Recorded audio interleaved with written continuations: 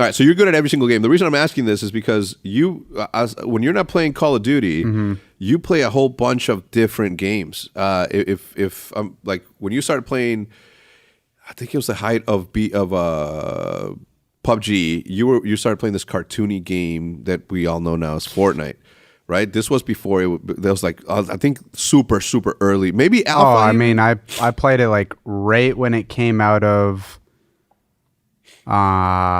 Against the World. Yeah. Like when they only had the PvE thing. And then my buddy Yogi was like, yeah, we played this game like a year ago. Now they have like a PUBG version of it. And we were playing, and I think the first 2 weeks it came out, so it was either, I think there was only solos and then maybe only squads, or it was only solos.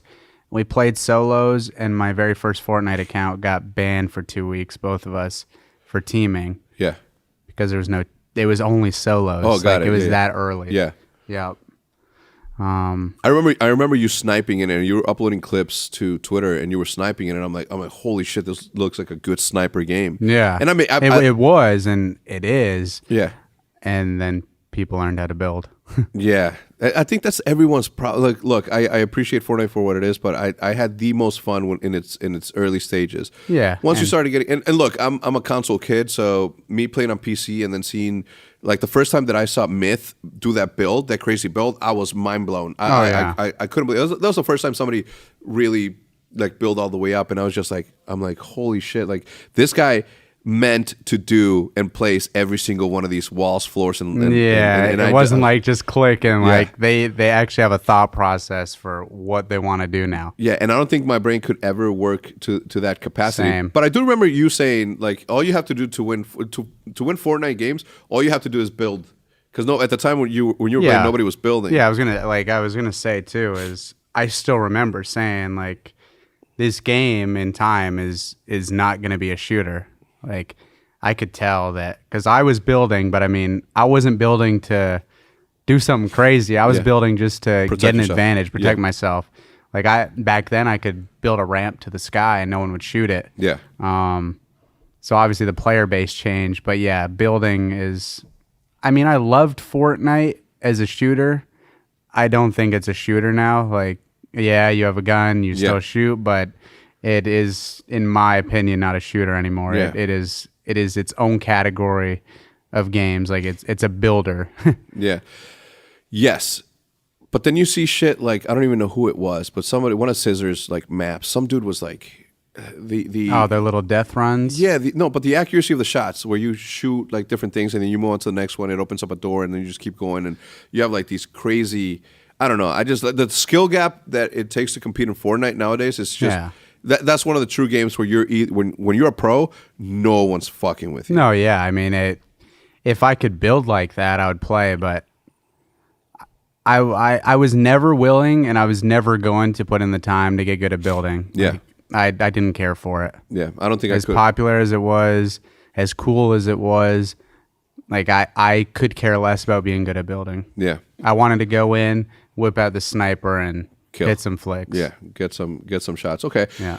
Rust. Tell me about Rust because we hear the when we're traveling, when we're either we're on the airport or waiting to board our plane. Like, we hear all the Rust stories. What is it about Rust that like that does it for me? Yeah, because is that the second most game that you play? I mean, you have Call of Duty as your number one game. I mean, I have I'm coming up on 2,000 hours on it. I think it's the most I have for any game on Steam. Okay. I don't know. It's just for me, I think it's one of the most skillful games that's out there, even though I mean there's a decent amount of people who play, but it's like one of the hardest shooters out there. And then you mix it in with it's a survival game, it's a looter, it's a builder. Yeah. But it's not like of course. It's not like Fortnite, it's like Minecraft, but it's for like adults. Mm-hmm. And then just there's so many things, like so many different things. I couldn't even explain it all. And I used to stream it a little bit, but that's also a huge problem. I think Rust could be a crazy popular game, but streaming is like pretty near impossible Why? Because of the that's wangs? really toxic now because you can just like censor nudity. You can censor signs. You can turn off voice chat. But there's so many negatives to playing and streaming Rust. Like streamers who do it, they have a hotkey, so when they hit their map, their OBS pulls up an image that blocks their whole screen. Like it's like looking at map. Because if you show the map, people can look at the map and be like, oh, I'm playing on this server. Or they'll just know the layout of it. There might be different POIs or POIs that aren't there. I don't know. I could go on for Rust all day. And then just like, I have really bad experiences streaming Rust, like with people saying bad things. And then you get a lot of viewers. And then you pull up there's just so many bad things. I've typed in door codes to a base that has 100 doors on stream. I've typed in the code. They have to change every code because I just showed it to 1,000 people. Yeah.